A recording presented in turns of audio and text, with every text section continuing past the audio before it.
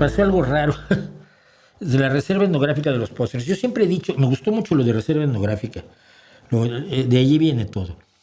Yo siempre he dicho que los intelectualitos, los burguesitos, fresas, universitarios de Coyoacán en México, de algún barrio así similar en Guadalajara o Monterrey, ven al indígena como una especie de fósil necesario, ¿no? Tú tienes que quedarte viviendo como en el siglo XVII, son tus usos y costumbres, tu ropa es muy folclórica, tus artesanías son divinas, tú sigues así viviendo. Les exigen que vivan en condiciones que ninguno de ellos se atrevería a aguantar una puta semana. Y entonces me encantó la idea de la reserva etnográfica por esto.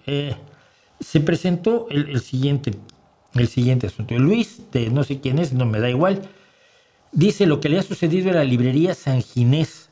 Pasar de una librería de libros antiguos a un puesto de imanes, postales y souvenirs es una pérdida patrimonial para Madrid. Es una librería que es el negocio de una persona, la familia que vive de esta, y que antes era, como la ven ustedes, arriba a la izquierda, era una librería de viejo, y ahora es básicamente vende postales y vende cosas turísticas en Madrid.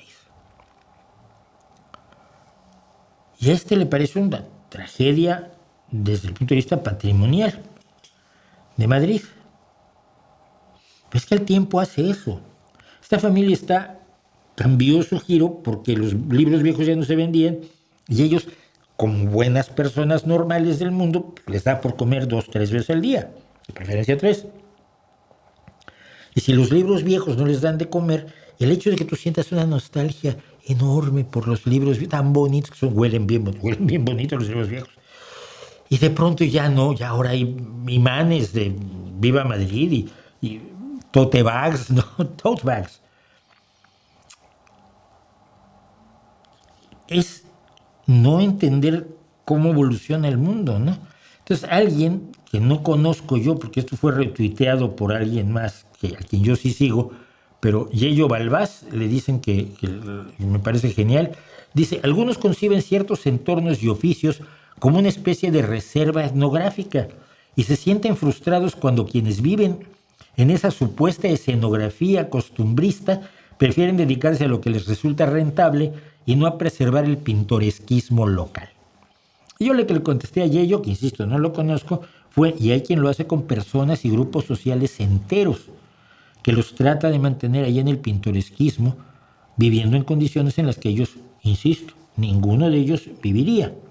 Porque cuando le preguntaron al Luis de la no sé qué, oye, pero tú ¿cuántos libros le comprabas al año a Ginés? Decía, ninguno. Pues es que, o sea, era simple y sencillamente el disfrute estético de una librería de viejo donde no compras, ni tú ni nadie ya.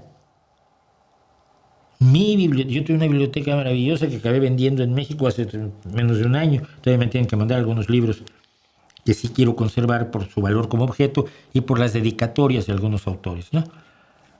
Pero la mayor parte de mi biblioteca actualmente es en virtual, es en libros virtuales. Además ahorro un montón de papel. Pero estas nostalgias de un pasado que nunca fue, además, ¿no? Generalmente los que tenían librerías de viejo pues no vivían muy bien, que digamos. Los que tenían librerías de viejo eran gente bastante humilde. Yo me acuerdo de las que había en México, ahí por Puente de Alvarado, donde luego yo iba a me iba yo a meter en las cajas que tenían en el Tapanco a ver qué encontraba, y me encontraba colecciones de ciencia ficción, compraba 10, 20 libros, pero el que me estaba atendiendo no era un señor que tuviera el dinero que tenía el dueño de la librería de Cristal, para la cual trabajé yo en mi juventud, sino era un comerciante en condiciones bastante precarias. Lo mismo pasa con los indígenas, y eso lo he dicho todo el tiempo. Hay gente que le encanta que los indígenas sigan viviendo como en el siglo XVII, aunque los jodan para siempre. No, los indígenas no tienen que conocer, no tienen que tener cosas del progreso. No, esa es la visión de Álvarez Bulla de la agricultura, ¿no? Que decía que para qué meter tractores si puede desbrozarse a mano, ¿no? ¿Para qué poner eh, herbicidas que matan las hierbas malas para que puedas, tu cosecha, no se coman la hierba mala, no se coman los nutrientes que son para tu cosecha de maíz o de frijol o de lo que sea? No, no, pero eso se hace a mano. ¿Cuántas veces te inclinaste a desbrozar a mano, salvaje? ¿Sabes lo que es eso? El trabajo que significa, lo terrible que es. Simplemente cómo te quedan las manos con las hojas, pues no son hojas suavecitas, no son así como plumitas. Las hojas que tienes que arrancar a mano de la hierba mala, que generalmente son muy resistentes. No, en serio es vergonzoso. Así que piénsenlo así, los indígenas mexicanos, los indígenas de todo el mundo, no tienen que ser la reserva etnográfica de ninguno que esté con su café latte con leche de almendra, ¿eh?